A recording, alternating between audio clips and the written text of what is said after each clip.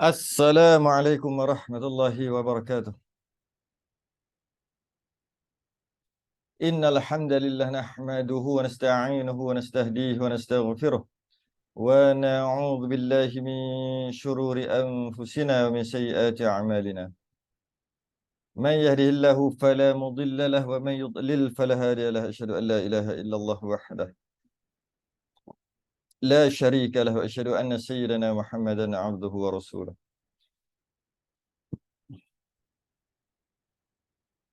اللهم صل وسلم وبارك على سيدنا محمد الفاتح لما أغلق والخاتم لما سبق ناصر الحق بالحق والهدي إلى صراطك المستقيم صلى الله عليه وعلى آله وأصحابه حق قدره ومقداره العظيم.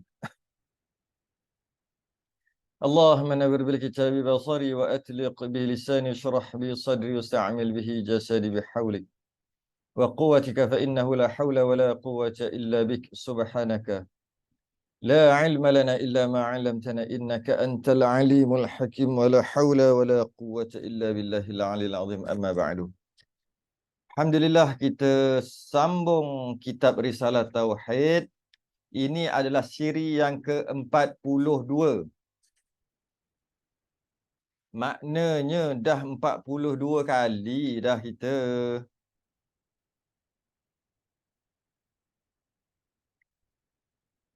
Mana ni tandaan? Okey.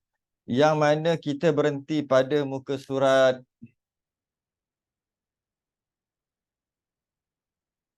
38. Jawilah 38. Yang keempat, dalil mukhalafatuhu lil hawadith. Kalau yang Rumi tu 59. 59.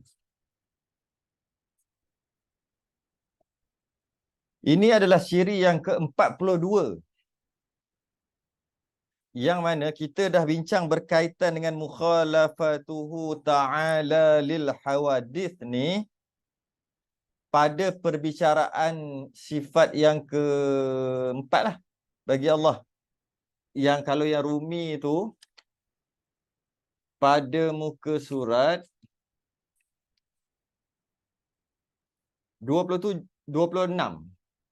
Muka surat 26 tu kita dah bincang panjang lebar tentang mukhalafatuhu ta'ala lil hawadith. Rumi muka surat 26 tu panjang lebar kita bincang. Dan kita telah sertakan dalil-dalil naqli, dalil aqli, soal jawab dan sebagainya. Muka surat 59 yang siri yang ke-42 ni dia sebagai ulangan aja. Maka kita tak detailkan. Kita tak detailkan sebab kita dah bincang sebelum ni. Malah ada rakaman ni kat YouTube. Cari kalau yang tak ada, yang tak masuk hari tu. Ini cuma ulangan saja daripada sifat Allah. Cuma dia nak beri beberapa hujah, beberapa dalil akal. Tambah lagi dalil akal. Maka kita taklah nak bahaskan secara terperinci macam mana kita dah bahas sebelum ni. Qala al-musannif rahimahullahu ta'ala wa nafa'ana wa iyyakum bi'ulumihi fid darain amin ya rabbal alamin. Yang keempat, dalil. Yang keempat, dalil, bukti, burhan, alasan. Tu. Mukhalafatuhu lil hawadith, tak sama, tak serupa Allah dengan baharu. Yang bersifat baharu tu tak sama dengan Allah. Kenapa? Baharu ni lawan dia apa ni? Baharu ni lawan dia adalah qidam, iaitu tidak ada permulaan. Baharu ni ada permulaan. Baharu tu ada permulaan. Jadi kalau kita kata baharu dari sudut, sebab hawadith ni baru. Tapi bukan baru macam orang Melayu dia kata baru tu. Baru beli, baru dapat, baru sekejap tadi. Itu baru juga. Tapi bukan dalam masalah tauhid ni kita bincang, bukan baru tu bukan maksud baru tu. Habis apa maksud baru ni? Yang kita nak faham ni berkaitan dengan tauhid ni. Baru ni maksudnya daripada tak ada kepada ada. Dulu dia tak ada, sekarang dia ada. Dia ni jenis dulu tak ada, lepas tu baru ada. Dia ni jenis adanya didahului dengan tiada. Saya guna macam-macam ayat dah tu. Adanya adalah didahului dengan tiada. Sebelum tu dia tak ada. Lepas tu baru dia ada. Ada jenis tu. Maka Allah tak sama dengan ada jenis tu. Jenis apa? Jenis sebelum tu tak ada, lepas tu ada. Ataupun jenis yang didahului dengan tiada. Allah tak begitu. Habis tu Allah macam mana? Allah sentiasa ada dengan maksud adanya Allah tidak didahului dengan tiada. Ini kita nak faham hawadis dulu ni. Jadi kalau dia kata dalil mukhalafatuhu lil hawadis, tak sama Allah dengan yang baru, kena faham baru tu apa dulu. Baru boleh tahu apa yang tak samanya. Jadi yang hawadis ni baru-baru ni maksud adanya dia didahului dengan tiada. Macam kita kan. Kita ni ada tapi sebelum ni tak ada. Kita baru lah. Senang je. Buku ni. Buku ni baru ke tak? Senang je nak tahu dia baru ke tak. Sebelum ni dia ada tak? Kita letaklah tahun berapa tahun kita tak. 100 tahun lah senang cerita. 100 tahun lepas dia ada tak? Tak ada. Sebab dia baru cetak tahun berapa ni? Tahun 2 tahun lepas baru cetak ni. Maka 10 tahun lepas, 100 tahun lepas, 1000 tahun lepas dia tak ada. Sekarang dia ada. Baru. Tu je. Kan susah pun. Telefon ni. Ada tak? Ada.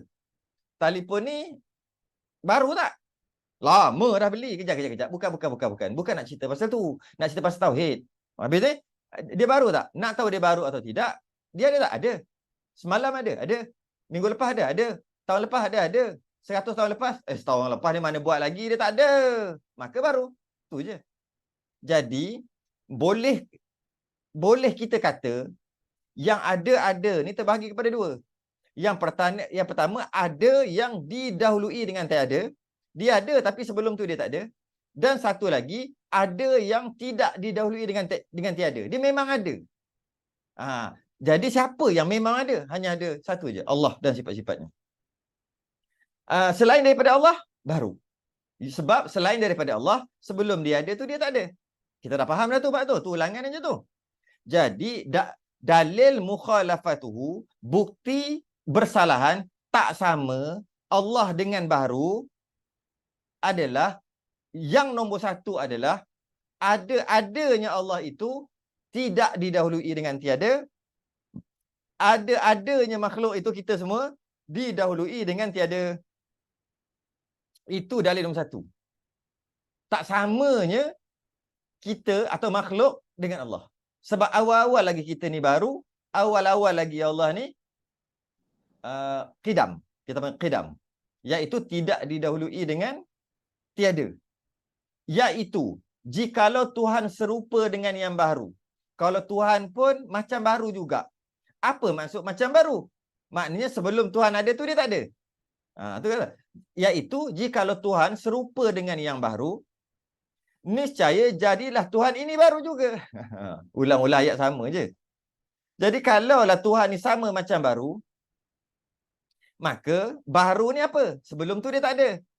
Habis Allah pun sebelum tu tak ada jugalah. Kalau sama. Kerana barang yang boleh jadi atas salah satu daripada dua yang serupa itu harus pula atas lainnya. Jadi kalaulah Allah serupa dengan yang baru, dua perkara yang berbeza. Perkara pertama Allah, perkara kedua yang baru kita lah, kita kata makhluk kita ni. Jika Allah ni sama dengan baru, maka apa yang ada dekat baru tu ada juga dekat Allah. Tu dia nak cerita. Apa yang ada dekat baru? Dah kata Allah itu baru, sama macam kita. Jadi makna apa yang ada kat kita ada kat Allah. Apa yang ada kat kita? Kita ni ada, tapi sebelum tu tak ada. 100 tahun lepas tak ada. Lepas tu baru ada, dilahirkan sebagainya. Maka Allah pun sebelum tu tak ada lah juga. Kalau sama, dia kata. Sebab ni dalil akal kan? Kalau sama. Maknanya Allah pun tak ada jugalah dulu. Lepas tu baru ada. Sebab kan sama dengan baru. Kita tak ada dulu. Mana Allah pun tak ada dululah juga. Kalau sama-sama baru. Kalau sama-sama baru. Maka baru Tuhan itu mustahil. Kalau macam tu mustahil lah Tuhan tu baru. Sebab apa? Telah wajib Tuhan bersifat qidam dan baqa' yang kita bincang 2 minggu lepas.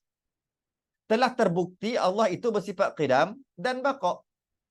Iaitu telah terbukti Allah itu tidak ada permulaan. Kerana jika Allah ada permulaan, maka Allah itu baru. Dan apabila ianya baru, pasti ada yang menjadikan dia. Bila ada yang menjadikan dia, maknanya yang menjadikan Allah itu adalah Tuhan. Maka yang menjadikan Allah itu pula, siapa pula yang jadikan? Ada baru juga yang jadikan. Lama, dia jadi daur dan tasalsul. Yang kita dah bahas sebelum ni dah. Saya ulang balik aja. Jadi, mustahil lah Allah itu baru sebab telah terbukti Allah itu qidam dan baqa'. Apa kena mengenai dengan baqa'? Kita pun dah bahas sebelum ni. Jika Allah itu qidam, automatik baqa'. Sesuatu yang qidam, automatik baqa'. Sesuatu yang baqa', automatik qidam. Tak. Terbalik. Sesuatu yang qidam, automatik baqa'. Sesuatu yang qidam, automatik baqa'. Itu betul. Sesuatu yang qidam, automatik kekal. Tetapi sesuatu yang kekal tidak semestinya qidam. Kan? Itu pun kita dah bahas sebelum ni. Kenapa? Sesuatu yang qidam, sesuatu yang tidak ada permulaan, mesti dia kekal. Sebab apa? Sebab bila dia tidak ada permulaan, maka dia tidak dijadikan. Bila dia tidak dijadikan, siapa yang nak memusnahkan dia? Maka sesuatu yang tidak dijadikan, sesuatu yang tidak ada permulaan, automatik dia kekal. Tetapi sesuatu yang kekal, tak automatik qidam. Sebab ada yang kekal dikekalkan. Ada yang kekal yang dikekalkan. Contohnya kita kekal di syurga. Kita kekal di syurga selama-lamanya. Sedangkan kita ada permulaan. Jadi itu pun kita dah bahas lepas. Okay? Boleh tengok rakaman lepas. Siapa yang baru-baru masuk tu. Kalau ada yang baru masuk lah. Sebab ini kita buat secara ringkas saja ni. Kita dah bahas panjang lebar. Lebur dah. Sampai 42 jam lebih. Hampir 50 jam. Saya masuk dalam YouTube. Hampir 50 jam. 50 jam. 49 jam setengah bincang berkaitan dengan perkara ni. Jadi takkan kita nak ulang balik. Okay, jadi apabila Tuhan itu bersifat qidam, maka automatik baqa'. Maka boleh kita kata dalil Allah itu baqa' adalah qidam. Dalil Allah itu kekal adalah tidak ada permulaan. Okay, macam mana nak dapat ni? Tengok rakaman lepas. Yang demikian, tetaplah Tuhan itu bersalahan dengan segala yang baru. Kalaulah Tuhan ni tak baru, sebab kalau Tuhan ni baru, maknanya dia sebelum dia ada tu dia tak ada.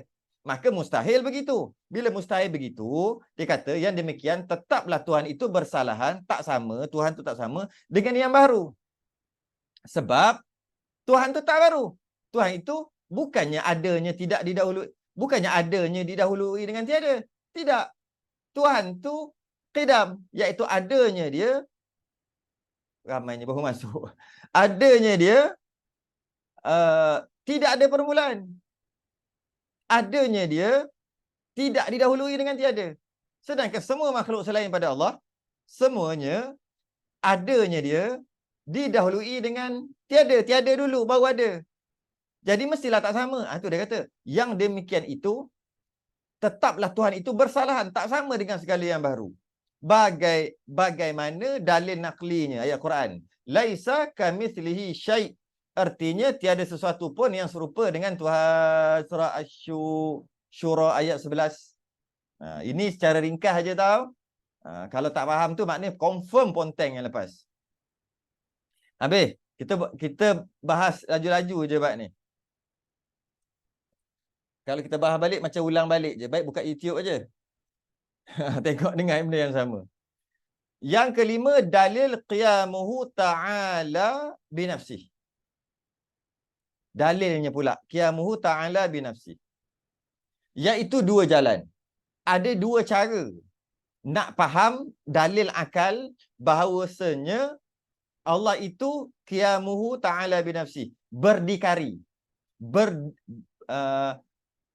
Berdiri sendiri. Itu antara ada terjemah itu berdiri sendiri. Saya suka terjemah berdikari. Tapi mana-mana pun boleh lah. Yang penting faham dia. Okey, bukan terjemah dia. Cara nak faham dua jalan, dua cara. Yang pertama, dalil menafikan Tuhan berkehendak kepada zat tempat berdiri. Ingat bila sebut berdiri, qiyamu, qiyam, berdiri. Berdirinya Allah sendiri, berdikari. Allah menafikan Tuhan berkehendak kepada zat tempat berdiri. Bukan berdiri macam dengar lagu Negaraku tu bukan. Maksud berdiri ni bukan berdiri, perbuatan berdiri. Jangan salah faham tu pula. Berdiri tu, diri tu banyak maksud lain, berdiri tu. Contohnya, kita kata, contoh maksud diri contoh maksud diri yang lain. Contoh maksud yang lain-lain lah. Buku ini terdiri daripada kertas, dakwat, color, nampak? Terdiri. Tapi bukan berdiri. Nampak? Saya nak bagi tahu diri itu banyak maksud. Ada maksud berdiri, itu maksud berdiri. Bangun, berdiri. Ada maksud tu. Ada maksud diri, itu maksud terdiri. Macam ciri-ciri dia. Ada maksud diri, itu maksud diri. Diri aku. Aku ni diri aku. Diri juga. Jadi, jangan main faham je maksud berdiri itu macam mana yang kita nak faham. Dalam ikut bahasa Melayu ni. Jangan. Sebab diri tu banyak maksud. Ada banyak. Apa lagi maksud berdiri? Kalau kita kata berdiri sendiri. Berdiri. Dengan maksud dia boleh hidup sendiri. Maksudnya kalau lah dia campak dia dekat bandar mana-mana, tinggalkan dia boleh hidup. Maka kita panggil dia boleh berdiri juga. Yang kita panggil berdikari itulah. Berdiri di atas kaki sendiri. Tapi bukan maksud berdiri bertegak. Jadi maksudnya diri itu bukan maksud diri perbuatan, tapi yang nak sebut kejap lagi berdiri ni, dia ada makna, dia makna majaz. Makna kiasan. Jadi kita kena faham sini maksud berdiri tu apa. Jangan sebab ada orang faham, dia kata qiyamuhu binafsih, Allah berdiri sendiri, maksud berdiri. Bukan duduk. Bukan. Jangan faham gitu. Takut salah faham. Salah faham. Jadi diri juga boleh kata zat. Diri kan zat. Diri saya. Boleh kata zat juga. Tapi bukan zat besi pula. Allah, susah bahasa Melayu ni. Memang susah. Jadi, bila kita sebut gitu, kita baca sesuaikan maksud diri tu dengan ayat. Bukan kita letak maksud berdiri tu berdiri. Berdiri tegak. Dalil menafikan Tuhan berkehendak kepada zat tempat berdiri. Kita menafikan Allah bertempat. Bukan. Menafikan Allah bertempat itu perbahasan lain. Itu perbahasan lain. Itu bukan perbahasan qiyamuhu binafsih. Ya Allah tidak bertempat tu. Itu sifat lain. Ini maksud berdiri, tempat berdiri ini maksud macam mana? Kita baca. Dalil menafikan Tuhan berkehendak kepada zat tempat berdiri. Kita menafikan Tuhan Allah itu, kita menafikan Tuhan, satu Tuhan yang dia nak kepada tempat berdiri. Dia memerlukan untuk dia ada. Gitu kot. Okey, kita baca dulu. Iaitu jikalau Tuhan tidak berdiri dengan sendiri, niscaya dalam kurungan tu berkehendak kepada zat. Niscaya berkehendak ia kepada tempat berdiri. Yang demikian jadilah Tuhan kita, Tuhan ketika itu sifat berhajat. Bukan Kak Fah. Bukan maksud berhajat. Bukan, kita bukan membahaskan tentang Allah berhajat atau tidak. Bukan. Bukan lagi. Tak masuk lagi. Belum lagi. Macam mana? Gini. Ini kita ambil makhluk lah. Nak faham, kena faham makhluk. Nak buat macam mana? Ni. Okay. Kita panggil remote ni. Dia ada. Putih pun ada juga. Tapi putih tu dia tidak boleh berdiri sendiri. Nampak faham? Jangan ingat berdiri tu berdiri tegak Okey. Putih ni tak boleh berdiri sendiri. Dia menumpang. Dia menumpang dekat apa? Dekat zat. Boleh juga kata dia berhajat. Boleh juga kata-kata tu. Kepada zat untuk menumpang.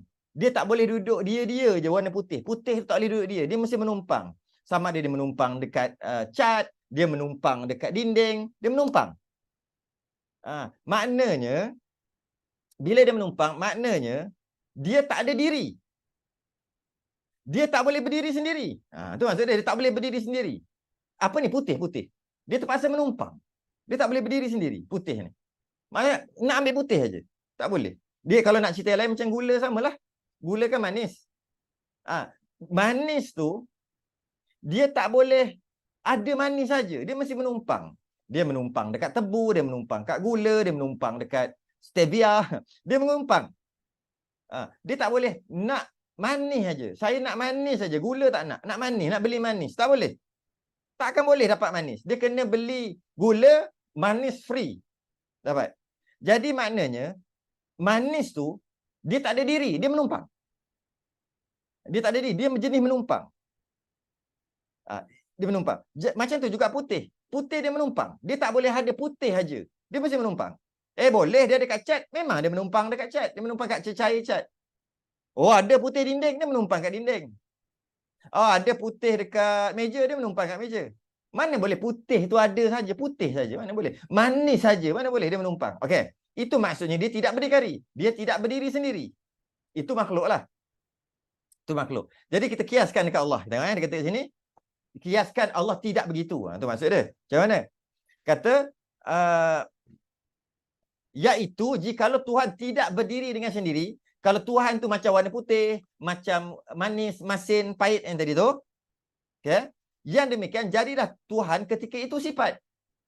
Kalau dalam makhluk kita panggil arat lah, tapi kita panggil sifat jugalah untuk faham tentang ketuhanan.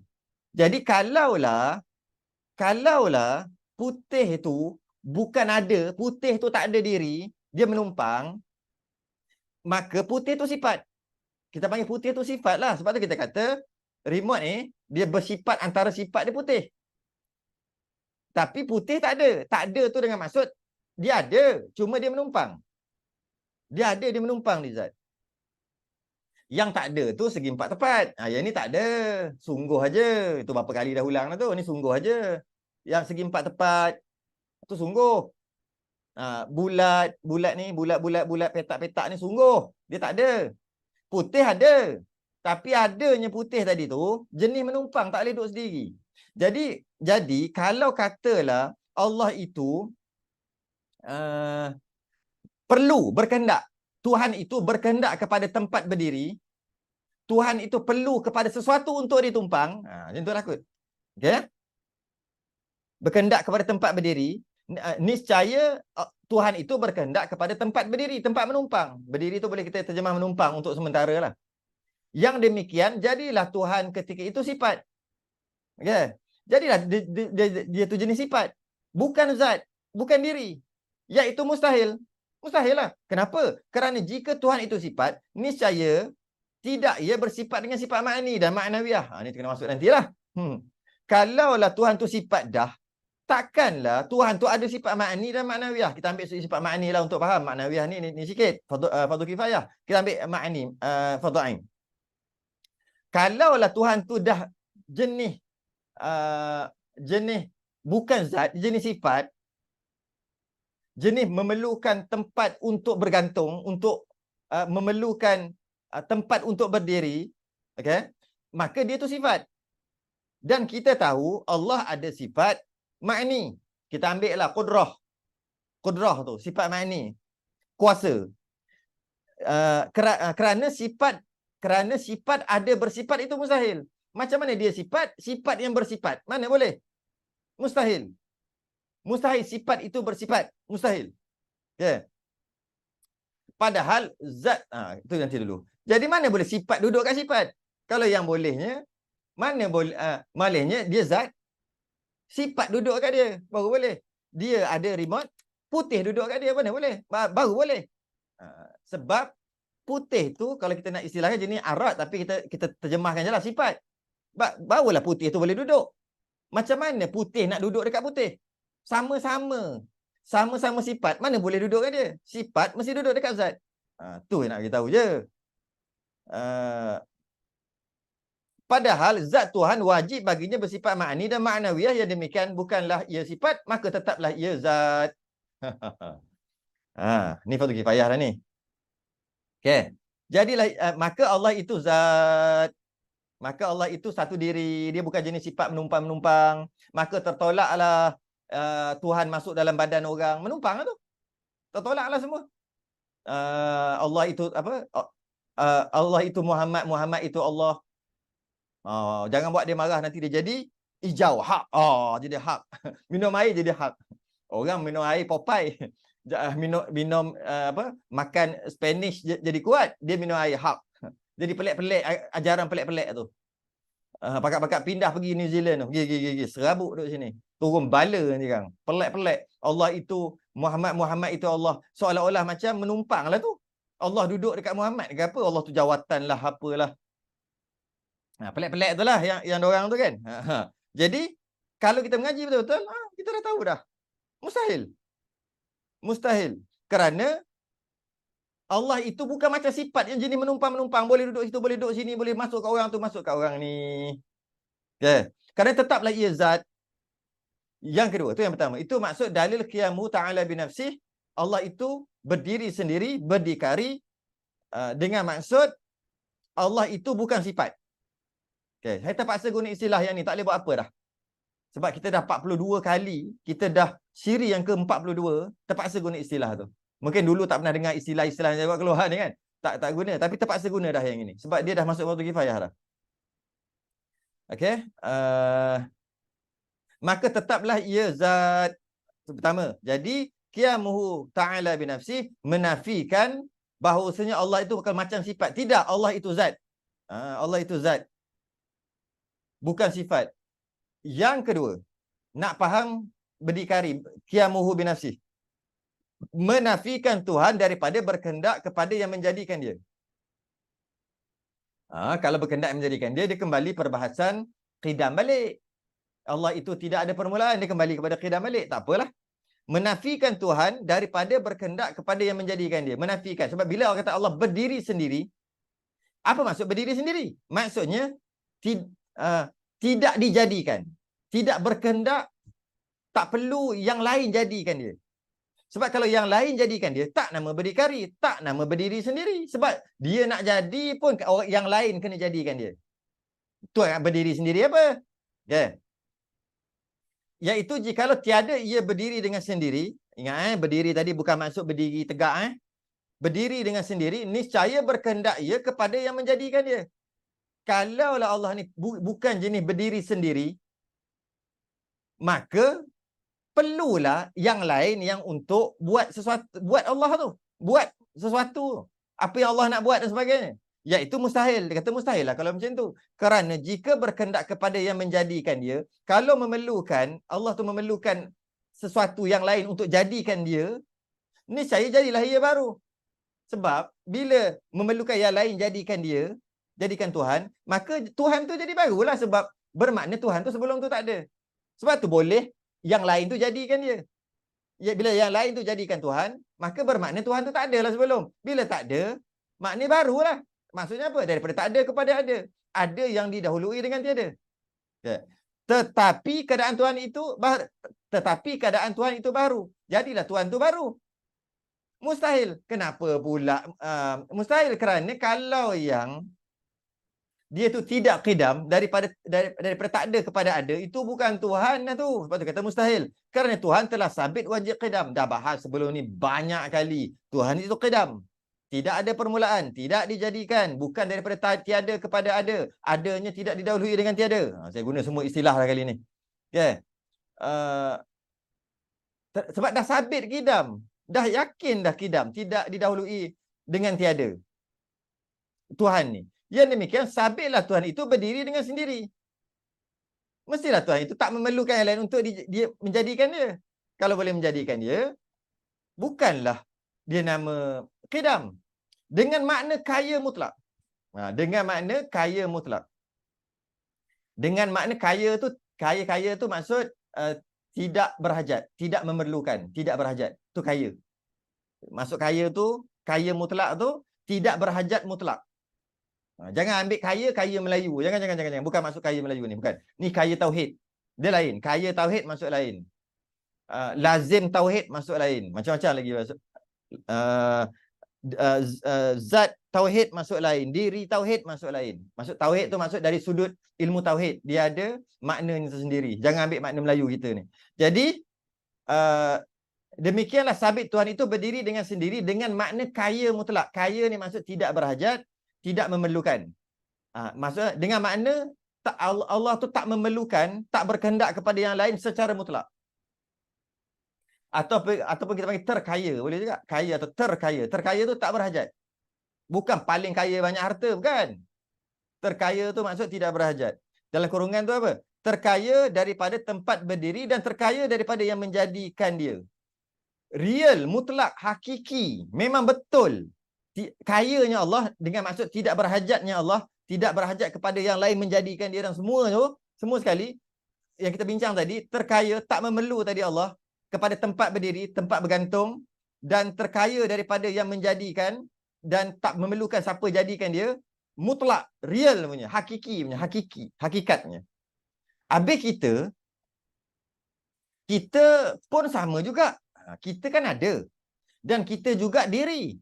Kita bukan sifat. Kita ni zat. Tadi kata Allah itu zat yang nombor satu tu. Allah itu zat, bukan sifat. Sebab tu kita kata Allah tu Tuhan. Sebab dia zat. Dia bukan sifat. Habis kita ni pun zat, maka kita pun Tuhan ke? Kita zat, kita bukan sifat. Kita zat kan? Kita zat, kita ada kan? Kita zat bukan sifat. Tu dia nak kata. Ada pun kaya jirim, ada pun tidak memerlukan ni, tidak berhajat ni, jirim ni kita lah.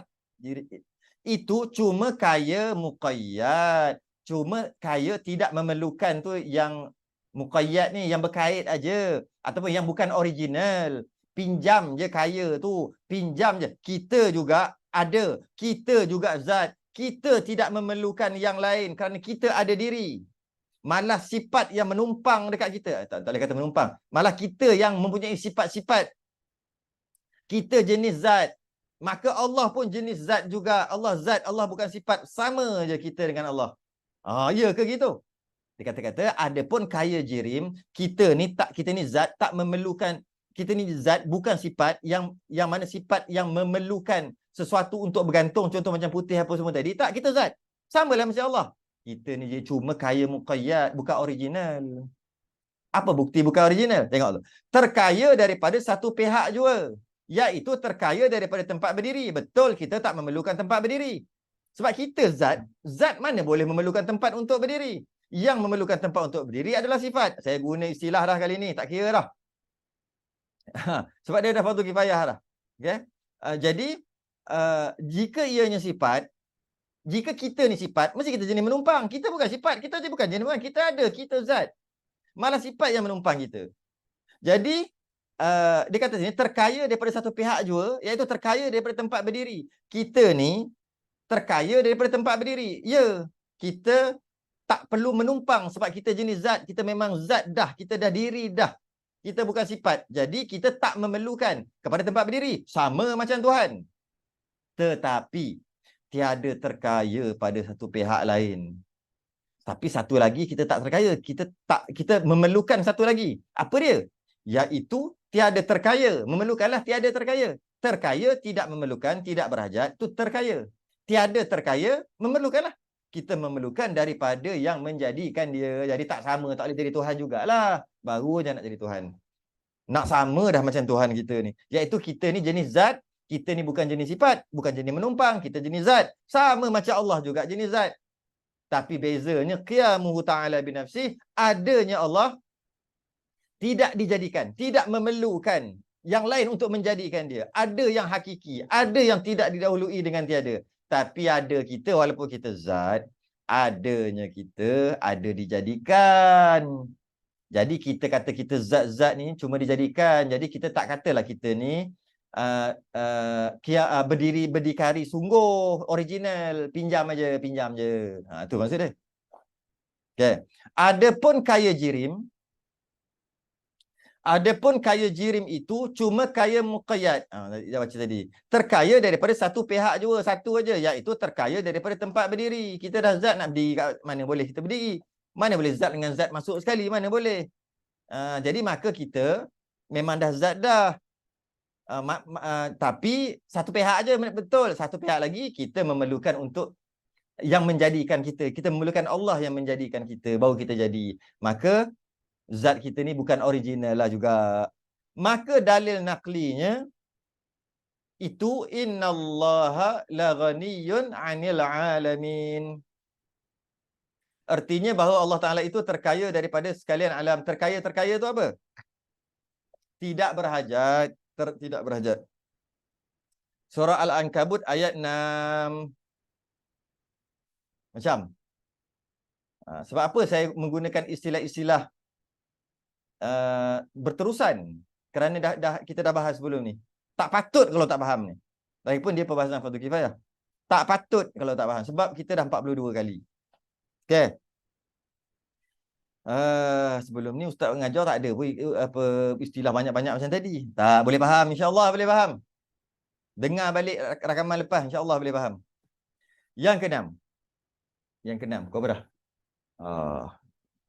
Last lah ni. Last yang keenam. Dalil wahdaniyah bagi Allah Ta'ala. Allah ini esa. Apa dalilnya? Ini sifat salbiah yang terakhir. Iaitu, Allah itu esa tu. Apa dalilnya? Iaitu, kiranya tidak Tuhan itu esa. Kalau Tuhan tu tak esa. Kalau Tuhan itu tidak tunggal. Niscaya tidak ada alam ni. Alamak, apa kena-mengena pula ni? Niscaya alam ni tak ada. Kalau Allah itu bukan esa, Allah itu tidak tunggal, Allah ada 2, 3, 4, 5, 6, Tuhan ada 3, 4, 5, 6, maka alam ni tak ada. Ui, kat mana connection dia tu? Kat mana tu? Mari kita tengok connection dia kat mana.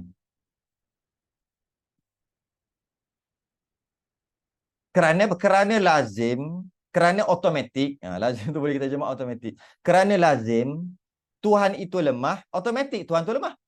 Ketika itu apa? Kalau Tuhan ada 2, 3, 4, 5, automatik semua Tuhan lemah. Lazim tu automatik lah kalau bahasa sekarang. Automatik Tuhan tu lemah, semua lemah. Ketika itu.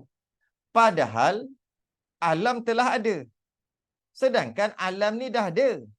Bila alam ni dah ada, maka nyatalah Tuhan itu esa. Kena fikir sikit ni. Kalaulah Tuhan tu bukan esa, bukan tunggal, ada 2, 3, 4, maka takkan ada alam ni. Sebab apa tak ada alam ni? Kerana Tuhan semua lemah. Bila Tuhan tu lemah, maka dia tak boleh buat alam. Jika Tuhan itu lemah, dia tak boleh buat alam. Bila tak boleh buat alam, alam ni tak ada. Sebab tu dia kata, padahal alam telah ada. Bila alam telah ada, maka nyatalah Tuhan itu esa, tunggal. Ini kita dah bahas sebelum ni. Dalam perbahasan, kita ulang dalil akli itu kan. Jika Allah itu bukan tunggal, bukan satu, ada 2, 3, 4, maka Allah itu lemah. Maka Tuhan itu lemah. Sebab kalau dia ada 2, jadi lemah lah. Sebab ada 2 Tuhan, jadi lemah lah. Sebab apa? Kalau Tuhan ni buat sesuatu, Tuhan ni tak buat apa-apa. Contohlah, Tuhan ni tak buat apa? Tuhan ni duk buat bumi. Kalau ada 2 Tuhan. Tuhan ni buat bumi, Tuhan ni tak buat apa-apa lah. Maka, Tuhan yang buat bumi ni, dalam bumi pun ada orang semua, semua penduduk bumi memerlukanlah Tuhan yang buat dia tu. Dan yang penduduk bumi ni semua, dia perlu tak Tuhan satu lagi yang tak buat bumi? Tak perlu lah. Bila penduduk bumi tak memerlukan Tuhan itu, maka lemahlah dia. Sebab ada yang tak perlukan dia. Ada yang namakan Tuhan tapi tak perlukan dia. Itu bukan Tuhan. Tuhan ni mesti semua perlukan dia. Baru Tuhan. Tiba-tiba, dan Tuhan ni juga mesti semua dia buat. Kalau ada yang dia tak buat, itu bukan Tuhan. Sebab apa? Ada yang dia tak buat. Bila ada yang dia tak buat, siapa yang buat? Yang lain yang buat. Itu bukan nama Tuhan. Rosak sifat ketuhanan. Jika ada sesuatu yang Tuhan tak buat. Tapi kalau Tuhan tak buat, siapa buat? Ada yang lain buat. Oi, sama kuat dengan Tuhan.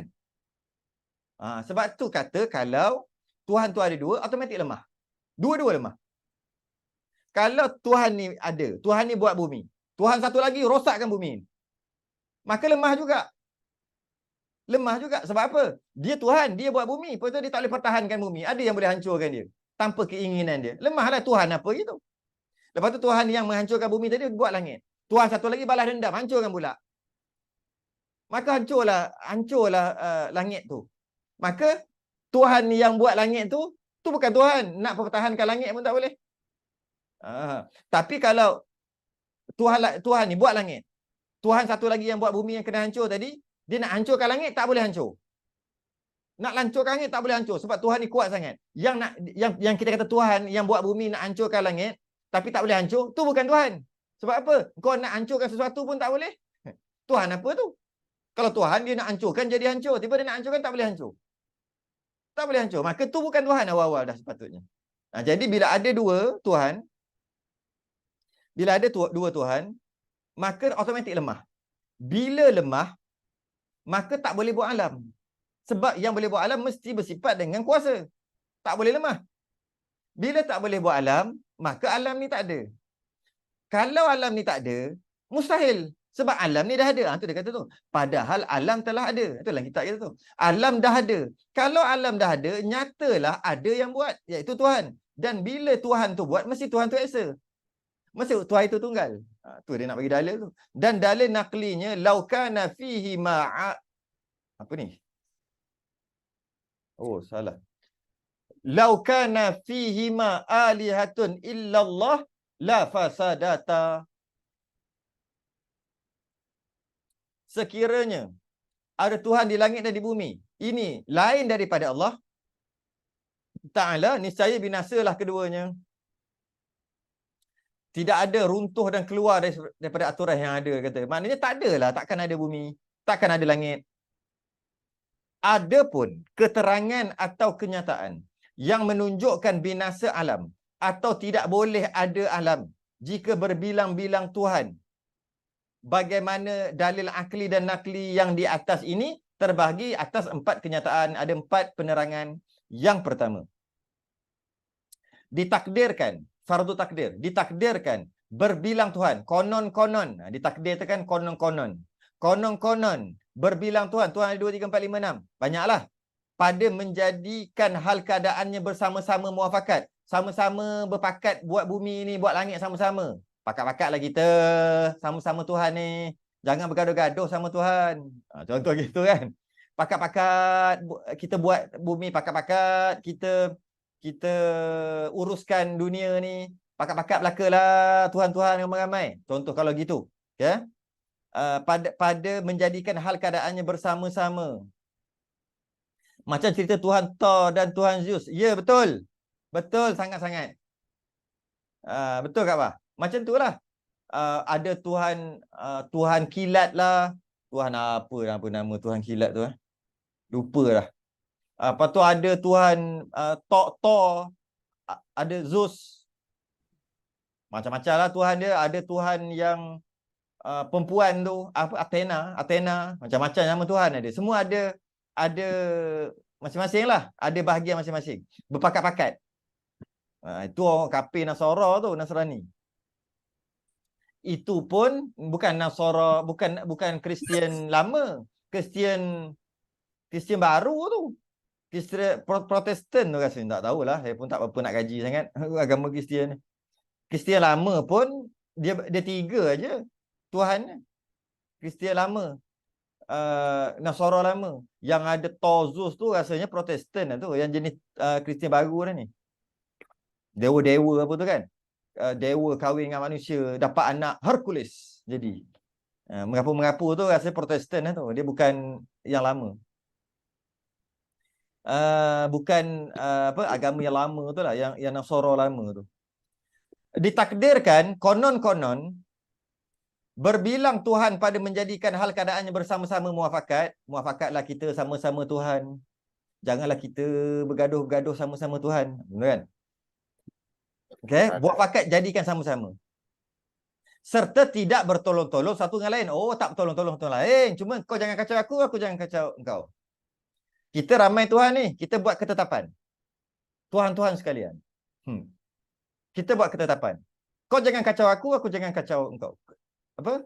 You scratch my back, I scratch your back. Kau jangan kacau aku tak kacau engkau. Jadi kita pakat-pakat jangan kacau masing-masing. Tapi kita muafakat dengan maksud buat masing-masing. Jangan gaduh-gaduh. Jangan sibuk-sibuk hal Tuhan-Tuhan yang lain. Yeah.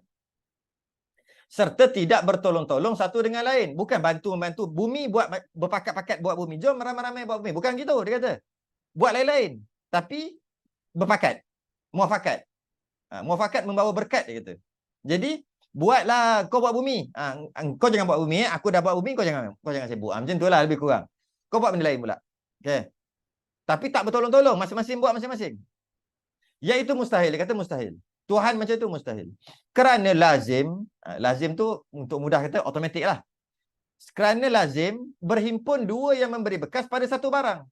Itu tidak terupa akal boleh dibahagi-bahagi. Seperti menjadikan jauhar farat, jauhar firit. Benda yang maha halus tiada menerima belah bagi. Atau satu titik yang tiada boleh dibelah bagi. Ditulis dua kolam. Kalaulah Tuhan A buat, macam mana Tuhan A buat sesuatu ni? Macam mana kita nak kata Tuhan B buat? Tak bolehlah kita kata Tuhan B buat. Sebab Tuhan A dah buat. Tak bolehlah kita nak kata Tuhan B yang buat sebab Tuhan A dah buat. Itu dia kata tu. Jadi, tak terima akal kalau berpakat. Kalau katakanlah, dia kena jauhar firit ni, satu, dia kalau jirim, apa-apalah, meja ni ke apa ke, kita belah. Belah dua. Sehingga jadi sangat. Belah lagi. Sehingga lalu, belah lagi dua. Ada tak sampai satu tahap nanti, tak boleh belah dah? Tak boleh belah. Tak boleh belah tu orang KL kata tak boleh belah. Bukan tak boleh belah tu. Tak boleh ni belah, tak boleh potong dah. Mesti akan sampai satu tahap. Takkan boleh. Mula-mula memang boleh belah dua. Potong dua lagi. Belah lagi. Sampai satu tahap nanti halus sangat dah tak boleh dah. Mungkin kalau kita panggil atom tak.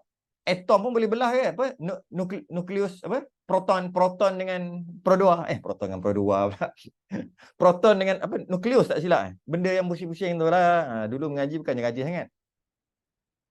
Jadi dia ada dua tu lagi. Dalam atom tu belah lagi dua. Boleh tak? Sampai sehalus.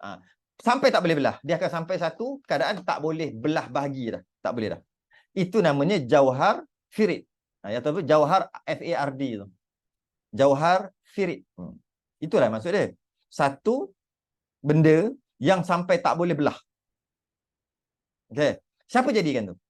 Sebab daripada jauhar firit tadi tu, dia akan bergabung tau. Bukan daripada jauhar firit yang tak boleh belah, dia akan gabung dua. Jadi lama jadi sebatian Jadi 2, 3, 4 campur dua. Akhir sekali baru jadi benda. Baru jadi besar. Asalnya halus. Jauhar firit. Semua asal gitu. Ni asalnya kalau belah dua sampai halus dia jauhar firit. Lah tak boleh belah dah. Kemudian kita ambil gabung dua. Gabung dua. Gabung berjuta-juta kali jadi besar ni. Okey. Jadi kalau lah kita belah yang halus yang tak boleh dibelah tadi. Yang tak boleh dibelah tadi. Maknanya dia ada satu je lah. Siapa jadikan dia? Sebab itulah punca jadi semua ni. Alam ni semua daripada tu lah. Jauhar firit yang tak boleh dibelah tu asalnya. Habis bumi ni, apa pasir ke, air ke, batu ke. Dia daripada jauhar firit tu. Digabung dua jadi jirim jisim besar jadilah. Jadi kalau kita nak ambil yang paling halus sekali yang tak boleh belah jauhar firit, siapa buat? Sebab daripada itu akan jadi semua, akan jadi langit, akan jadi bumi, semua daripada sebatian itulah. Jadi kalau kita kata Tuhan A buat, maka Tuhan B, dia guna Tuhan A punya uh, ciptaan. Yang paling halus tadi, yang tak boleh dibelah tu. Yang asal. Benda asal, perkara asal. Nak jadi semua ni perkara asal. Siapa yang cipta yang perkara asal? Yang kita ni dah gabungan-gabungan sampai berjuta-juta, bilion-bilion kali yang jadi besar semua ni. Bumi lagi lah tak tahu lah berapa banyak gabungan-gabungan. Jadi, yang satu tu lah tu mesti ada pencipta.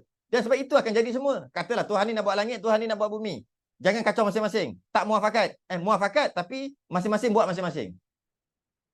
Habis tu, yang buat bumi tu pakai jawab firik juga. Siapa buat jawab firik? Nak buat bumi pun pakai, nak buat langit pun pakai. Semua nak buat makhluk semua pakai. Mesti ada satu Tuhan yang buat. Mana boleh dua-dua Tuhan buat benda yang sama. Tu dia kata tu. Tu maksud dia. Dia kata kat sini, iaitu tidak terupa akal. Tak boleh terima akal. Boleh dibahagi-bahagi seperti menjadikan jawab akal. Atau satu titik yang tiada boleh dibelah bagi, ditulis dua kolam. Kolam ni macam takdir lah. Dibuat. Siapa yang nak buat. Bila buat, jadi. Daripada itulah jadi semua makhluk-makhluk ni. Sekarang siapa yang buat ni? Kalau kata ada dua, kalau Tuhan ni buat, Tuhan satu lagi tak buat. Tuhan satu lagi telah menumpang. Dia ambil je Tuhan ciptaan yang pertama, Tuhan itu. Mak tu dia kata mustahil. Tu dia kata. Dia susah sikit Okay. Dia agak susah sikit ni. Berhimpun dua yang memberi bekas pada satu barang. Itu dia kata. Berhimpun dua yang memberi bekas pada satu barang. Satu benda yang tak boleh tiba-tiba ada dua bekas. Dua bekas tu maksud bukan bekas. Maksud dua kehendak, dua kuasa buat benda satu tu. Mana boleh? Salah satu je mesti buat. Mana boleh dua-dua buat satu? Satu tu guna boleh, yang satu ni buat. Tu maksud dia. Mudah-mudahan boleh faham kot. Lepas tu kifayah ni. Yang kedua, maka mustahil lah Tuhan ada dua. Poin dia kat situ. Mustahil Tuhan ada dua. Yang kedua, ditakdirkan berbilihan Tuhan. Konon-konon Tuhan ada dua. Pada menjadikan hal keadaannya muafakat. Yang ni berpakat pula. Nak buat satu benda tu berpakat sama-sama. Tetapi yang tadi buat dua perkara berbeza. Yang ni muafakat sama-sama buat satu benda tu. 1, 2, 3. Buat. Macam tu kot. Okay? Tetapi separuh seorang menjadikan, maka dihukumkan mustahil. Maknanya separuh seorang tu bukan orang. Satu Tuhan buat macam ni, satu Tuhan buat macam ni lah. Dalam satu perkara. Muafakat sama-sama. Kongsi. Maka dihukumkan mustahil. Mustahil juga. Kerana lazim berat salah satu bersamaan dengan tiada yang memberatkan.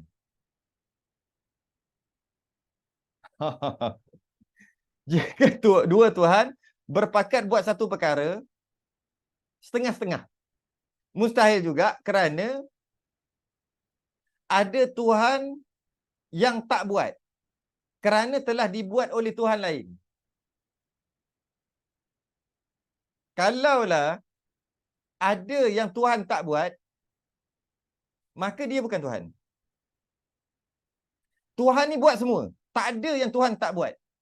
Tuhan ni nak apa yang terjadi semua sebab dia nak. Dia kehendak dia. Tak ada yang bukan kehendak Tuhan. Tuhan tak nak macam tu, tapi jadi juga. Tak ada. Tiba-tiba, dalam kes ni, bila ada dua, ada yang Tuhan ni tak nak pun, tapi jadi juga. Jadi juga. Maka, rosak sifat ketuhanan, tak boleh juga gitu. Mudah faham gitulah. Sebab dah buat, Tuhan lain dah buat. Dia nak buat, tapi dia tak boleh buat. Sebab Tuhan lain dah buat. Mana ada yang Tuhan nak, tak boleh buat. Itu bukan Tuhan. Tuhan nak, semua dia boleh buat. Yang ketiga. Ditakdirkan berbilang-bilang Tuhan. Konon-konon Tuhan ada dua. Pada menjadikan hal keadaan bersalah-salahan. Masing-masing bersalah-salahan. Tak muafakat, gaduh. Serta lulus kehendak kedua-duanya. Tapi dua-dua jadi. Dalam gaduh-gaduh pun jadi juga apa dia nak buat tu. Seperti contoh, seorang berkehendakkan mengadakan malam. Seorang tu bukan maksud orang. Maksud satu Tuhan nak buat malam. Dan yang lain satu lagi berkehendakkan siang. Dia kata nak siang. Maka lulus kedua-duanya. Dua-dua jadi. Dua-dua berjaya. Itu mustahil. Mustahil juga. Mustahil juga kerana berhimpun dua yang berlawanan. Iaitu malam dan siang. Tuhan, dua-dua ni bergaduh pula. Tak berpakat. Tuhan ni kata sekarang siang. Tuhan ni kata sekarang malam. maka jadi dua-dua mustahil. Jadi dua-dua mustahil. Sebab siang dan malam dua perkara bertentangan. Dua perkara yang bertentangan mustahil dapat sekali. Siang dan malam mustahil dapat sekali. Mustahil. Kalau siang ada, malam tak ada. Kalau malam ada, siang tak ada. Tiba-tiba Tuhan ni kata siang. Tuhan ni kata tak ada malam. Maka masing-masing guna kekuasaan dia untuk jadikan malam, satu lagi jadikan siang. Dan dua-dua jadi mustahil. Sebab dua perkara yang bertentangan mustahil duduk sekali. Maka terbuktilah Tuhan itu tak boleh ada dua. Tiga. Yang keempat, ditakdirkan konon-konon berbilang Tuhan pada menjadikan, konon-konon Tuhan ada dua dalam menjadikan hal keadaannya bersalahan. Dalam keadaannya bersalahan, dalam keadaannya bergaduh, tak bermuafakat. Padahal lulus dan lepas dah bergaduh, lulus, menang, kehendak salah seorang daripada duanya. Salah satu je daripada dua Tuhan tu yang menang. Yang tadi dua-dua menang, mustahil juga. Yang ni salah satu menang, salah satu kalah. Hukumnya mustahil. Kerana yang tiada lulus itu. Kerana mustahil. Mustahil jadi gitu. Sebab apa? Sebab yang tiada lulus itu tetap lemah. Maka yang gagal tadi, yang kalah dengan Tuhan satu lagi tu lemah. Lemah, kalah apa Tuhan? Ya? Dan yang lulus pun lemah juga. Yang menang pun lemah juga. Kerana bersamaan darjah keduanya. Dua Tuhan. Dua-dua kemungkinan boleh menang. Gaduh. Gaduh, nak buat sesuatu. Gaduh. Tapi dua-dua boleh bergaduh. Maknanya sama darjah. Sama kuat. Sama kuasa. Cuma last sekali salah satu ni menang. Salah satu ni menang. Yang kalah tu memang Tuhan apa kalah. Yang menang pun bukan Tuhan. Sebab ada lawan. Dia ada fight. Dia ada seteru. Dia ada sekufu. Ada seteru pula. Dia ada sekufu. Dia sama. Dia ada boleh sama. Cuma kali ni dia menang aja. Tapi dia ada fight. Maka dua-dua bukan Tuhan. Sebab Tuhan tak ada fight. Tuhan tak ada fight. Maksud tak ada yang sama macam Tuhan untuk fight. Tak ada. Tiba-tiba ada. Cuma Tuhan tu je menang. Jadi yang menang pun bukan Tuhan. Yang kalah lagi-lagi lah bukan. Maka yang keempat-empat misal yang di atas ini membawa lemah. Akhir sekali pergi kepada lemah. Kalau ada 2, 3, 4, 5 Tuhan. Dan tidak boleh ada alam. Bila lemahnya Tuhan, alam tak boleh ada. Serta menunjukkan mustahil pada akal. Mustahil akal Tuhan ada 2, 3. Kerana dengan ada Tuhan ada 2, 3, maka Tuhan lemah. Jika Tuhan lemah, maka Tuhan itu tidak kuasa. Tak kuasalah. Bila Tuhan tu tak kuasa, dia tidak boleh buat alam ini. Bila dia tidak boleh buat alam ini sebab dia tak kuasa, maka dia alam ini tak ada. Bila alam ini tak ada, hukumnya mustahil kerana alam ini dah ada. Bila alam ini dah ada, ternyata alam ini dah ada, maka mesti ada yang buat, iaitu Tuhan. Ya, yang bila ada Tuhan yang buat, pasti Tuhan itu satu. Sebab tak boleh dua, dah bahas tadi. Bila Tuhan itu satu, bermakna Tuhan itu esa. Bila esa, mustahil berbilang. Wallahu alam. Seperti gerak dan diam dalam satu masa mustahil. Ya, betul. Cukup. Tak faham, kena tengok balik rakaman yang ke berapa belas lah, 17, 18 yang menceritakan berkaitan dengan wahdaniyah dan kam. Kita bahas berkaitan dengan kam yang lepas. Menafikan beberapa perkara kan. Kam yang 5, kam munfasil, muttasil apa semua tu. Kita bahas ini fardu kifayah secara umum sekali lalu sebab kita pernah bahas sebelum ni. Cukup setakat itu. Kita berhenti dekat sifat ma'ani lah pula. Sifat ma'ani yang ketujuh, dalil qudrah. Dalil qudrah. Dalil qudrah. Dalil qudrah mana? Yang ketujuh, dalil qudrah, iradah, ilmu hayah. 4, 4 in 1. 4 in 1 sekali. Bahas 1, 4 dapat. Akan datang insya-Allah minggu hadapan di hari dan waktu yang sama. Pada episod yang akan datang, pada siri yang ke-43 akan datang.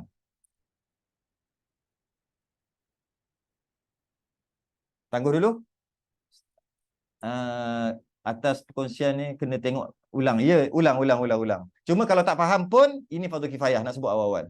Fardu kifayah. Fardu ain yang membicarakan tentang sifat yang sebelum ni lah.